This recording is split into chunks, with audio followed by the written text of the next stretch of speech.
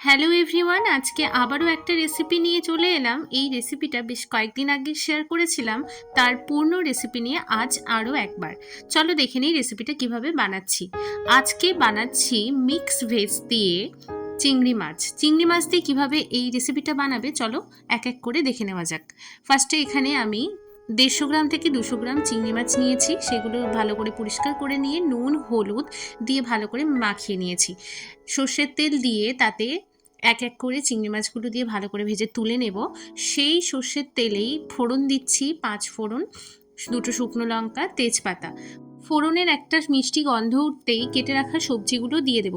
এখানে যেগুলো সবজি আমি নিয়েছি, পুঁই ডাঁটা, মিষ্টি কুমড়ো, ঝিঙে, পটল, আলু সব কিছু দিয়ে নিজেদের পছন্দ মতো সবজি তোমরা ব্যবহার করলেই হবে, দিয়ে ভালো করে দিয়ে দিচ্ছি। 1 চা চামচ মতো হলুদ গুঁড়ো, 1 চা চামচ লবণ দিয়ে ভালো করে মিশিয়ে নেব। বেশ ভাজা ভাজা হয়ে এলেই একটা মিডিয়াম সাইজের পেঁয়াজ কুচিয়ে রেখেছিলাম সেটা দিয়ে দিচ্ছি। দিয়ে ভালো করে আবারও ভেজে নেব।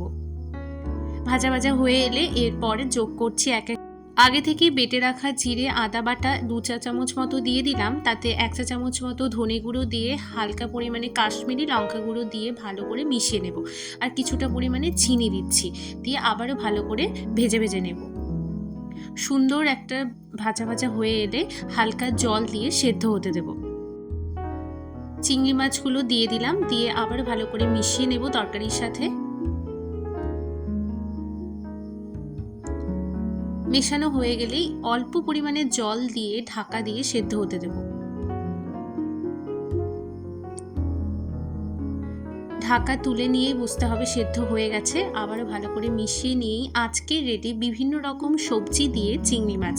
বাড়িতে বানিয়ে দেখো, ভীষণ ভালো লাগবে খেতে এই রেসিপিটা।